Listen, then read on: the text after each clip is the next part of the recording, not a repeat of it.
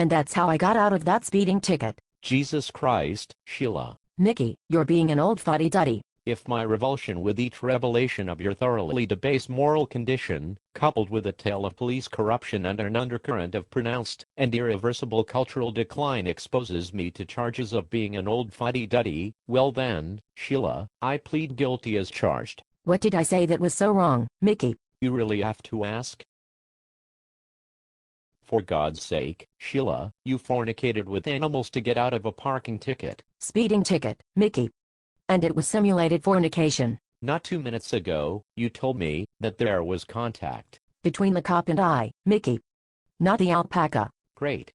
That makes it all better now, doesn't it? You've got no right to judge me, Mickey. We weren't together then. Times were tough in those days. Al Gore was in the White House.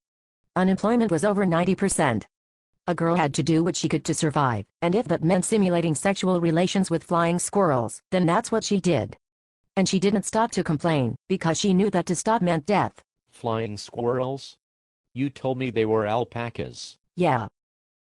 That time. Oh my God. Look, Mickey, can we have this talk later? Rabbi Roth is paying me $60 to stage a break-in at the temple. Insurance money is on the line, so I've got to make it look good. So we're back to staging heists to make money now? I'm an artist, Mickey. I'm expressing myself through creative endeavor. And making some money for myself on the side. Sometimes, art takes you to places. Places you didn't think you could go. Places you didn't think you should go. Sometimes those places are reached through the cornhole of a high-altitude distant relative of the camel. Sometimes, they involve discovering all of the many ways you can handcuff a cop. Stop, Sheila. Enough. Look, Mickey, it's good that we're having this discussion right now because, lately, I've been feeling frustrated. Artistically, I mean. God forbid there is a tree shrew scurrying around someplace unmolested. A tree shrew is unsuitable for my art, Mickey. The dimensions are all wrong. Is that all that's stopping you? Honestly, yes. Dimensions are God in my art. They dictate the shape and form all of my art takes. I want you to know I appreciate this illuminating insight into your work and methods, Rembrandt. Mock all you like, Mickey, but it's your own ignorance talking.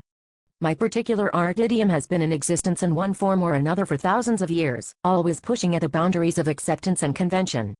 You might even say, Mickey, without hyperbole, that my art is an agent of social change. Without my art, Mickey, it's quite possible you would still be a sharecropper in old Mississippi. My maternal grandfather fled the Tsar's repression and came to North Dakota via Milwaukee. He married a woman fresh off the boat from Ireland. My father fled the German invasion of Bessarabia with his family when he was a small boy.